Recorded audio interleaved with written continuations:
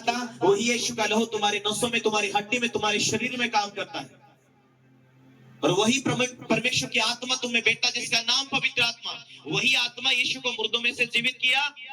वही आत्मा के द्वारा यीशु मसीह जन्म लिया। वही आत्मा के द्वारा पतरस ने बड़े बड़े चमत्कार किया। और वही आत्मा विश्वासी लोगों के ऊपर उतरती है, जिसका नाम पवित्र आत्मा। जब वो आत्मा आती है तो तुम अन्य भाषा बोलते।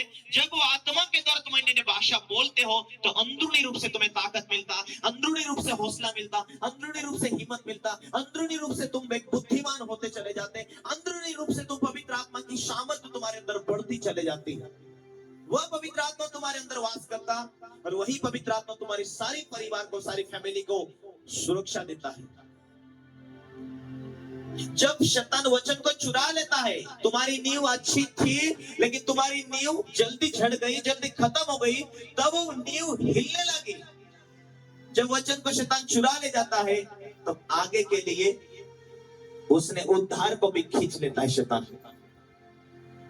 बहुत से लोग उद्धार पाए हुए लोग, मुक्ति पाए लोग, पवित्र आत्मा पाए हुए लोग, वचन की कमी, प्रार्थना की कमी, ढीठपना, क्रोधपना, नफरतपना में आगे चल के वेश्म करते, आगे चल के नफरत, आगे चल के लड़ाई, प्रभु को छोड़ देते। कई बार ऐसे हुए, होता है, देखा दुनिया में।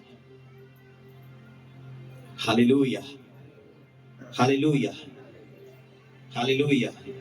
प्यारे भाई और बहनों, परमेश्वर का वचन कहता है इफिसी के पत्री 4 अध्याय में कि इसीलिए मैं प्रभु में बंदी हूं, तुमसे विनती करता हूं कि जिस बुलाहट से तुम बुलाए गए थे उसके योग्य चाल चलो, उसके योग्य चाल चलो प्रभु के साथ। जिस बुलाहट से तुम्हें परमेश्वर ने बुलाया, जब नए होते हो, प्रभु सब कुछ छोड़ दूंगा, तो मेरे लिए मार्ग खोलेगा, प्रभु तो आशीष देगा, उसके योग्य तुम चलते चलते।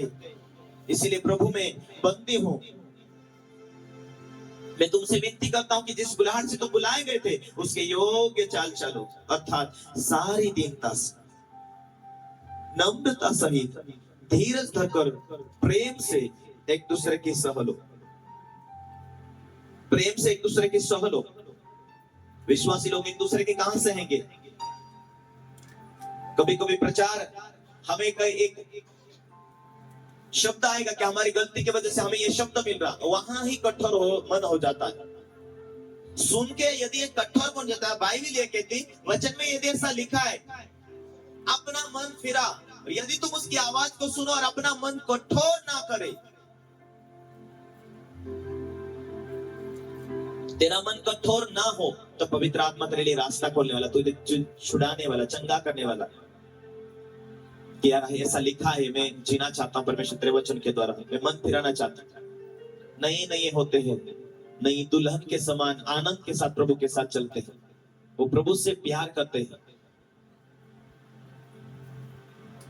परमेश्वर सारे गुनाहों को माफ कर देता, वो भूल जाता। जिस दिन से हम लौट आते, मन फिराते, प्रभु में जीना चाहता हूं तेरे वचन के द्वारा, आज से फिर से नया नींव डालना चाहता हूं, आज के बाद परमेश्वर में तेरी छोटी छोटी आज्ञाओं को पालन करना चाहता हूं।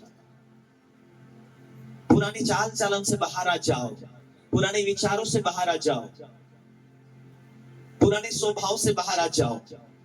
कहता है मसीह में प्रभु में बंदी हूं, तुमसे विनती करता हूं कि जिस बुलाहट से तुम बुलाए गए उसके योग्य चल चलो, अर्थात सारी दीनता से प्रभु के साथ चलो, सारी नम्रता से प्रभु के साथ चलो, धीरज से और प्रेम से एक दूसरे की सह लो, मेल के बंधनों में आत्मा की एकताई रखने के साथ यत्न करो। एक ही देह है, एक ही आत्मा, जैसा तुम बुलाए गए थे, अपने बुलाए जाने से एक ही आशा है, एक ही प्रभु है, एक ही विश्वास है, एक ही बपतिस्मा, सब एक ही परमेश्वर पिता है, सबके ऊपर, जो सबके मध्य, सब में है, पर हम में से हर एक मसीह के दान परिणाम के अनुसार अनुग्रह मिला। हालेलुया। जब हम बुलाए गए नए थे, कैसे मन चलते थे? प्रार्थना के साथ, उपवास के साथ, आराधना के साथ, जल्दी आना, मीटिंग में स्तुति आराधना करना, प्रभु मुझे दर्शन दे, प्रभु मुझे अगुवाई दे। क्या कहता है परमेश्वर? कोई भविष्यवक्ता है तो दूर चले जाते सुनने के लिए, मेरे लिए कुछ बोलना चाहिए।